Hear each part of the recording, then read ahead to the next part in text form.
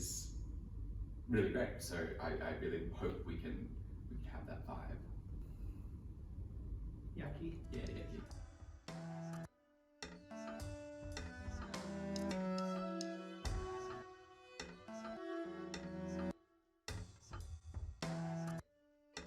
Oh, welcome to the new Hello. office.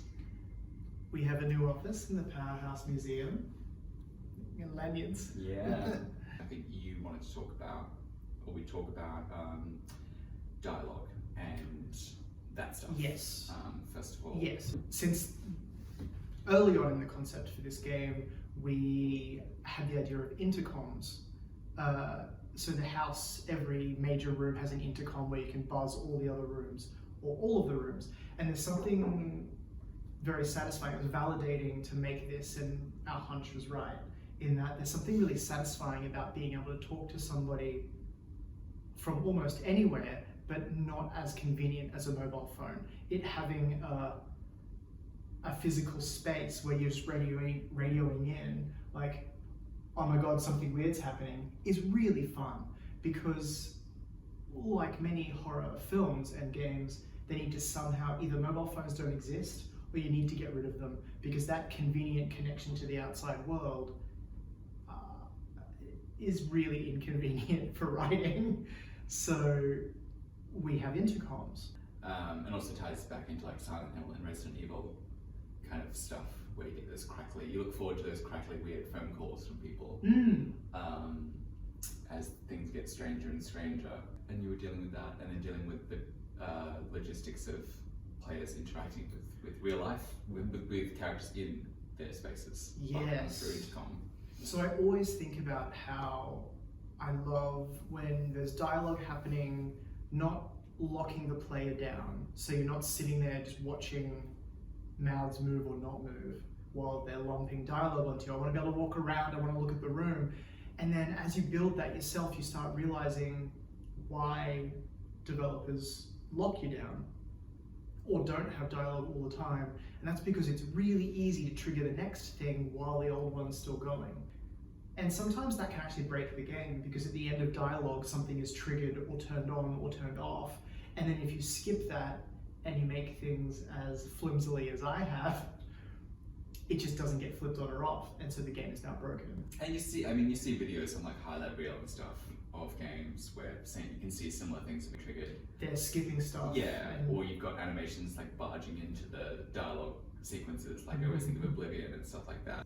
Yeah, so I kind of came to a conclusion this week where maybe while you're talking on the intercom or talking to someone, it just locks you in place. You can still look around, but you can't interact with anything and you can't move. Because for all of this want for realism and naturalism, it's still a video game. Yeah, we're making a game, use the language. And also if it's real and you talk to somebody, you're not going to suddenly run out of the room, because in the real world we have this sense of politeness and you're actually talking to somebody. In a video game, you talk to them and then you just suddenly run off. Yeah, and that's the joy. It's like, I'm going to go, yeah, you talk, I'm going to open every single drawer, I'm going to go and keep cutting grass in the field, or, just run and just squat on the spot, or jump, or, that's fun. So you can't have one without the other. And so I'm enforcing the politeness. You can't just walk away. Yeah, but you can look around, which I like. You can look around. Yeah, and that, you can look around the room, you're not locking them in the spot. Is that where we're at? Or it depends on the conversation? You can't move, but you can look wherever you want. Okay, yeah, sure. So you just, this conversation's still going, kind of thing. Yeah, it's good. And hopefully sometimes we can have little Easter egg scares in there as well. Like behind you?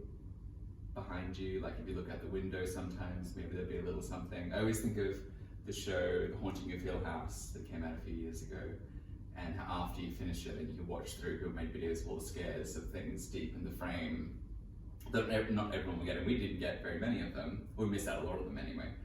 It's such a pleasure. I think it took us 3 or 4 episodes before we realized. Yeah.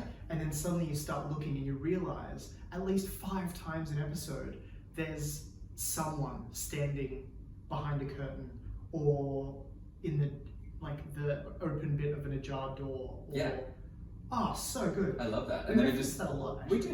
do. I think it's good. It just gives you that. I was always surprised after watching it that more things hadn't done it before, because it gives the entire rest of the work that kind of panopticon feeling of always being watched, which is a big part of this game as well. It is.